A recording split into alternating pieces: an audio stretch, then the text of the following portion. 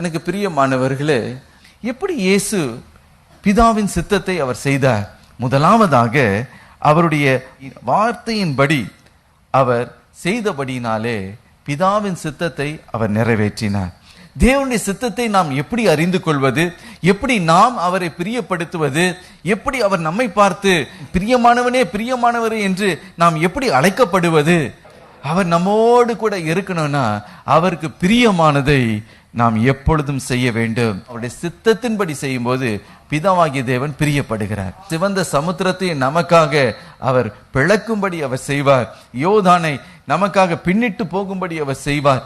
எரிகோவை நமக்கு முன்பதாக விழும்படி செய்வார். நமக்கு எதிர்த்து நிற்கிற கோலியாத்தை முறியடிக்கும்படி அவர் செய்வார். நமக்கு விரோதமாய் எழும்பி வருகிற சத்துருவை 7 வழியாய் ஓடும்படி அவர் செய்வார். ஹல்லேலூயா.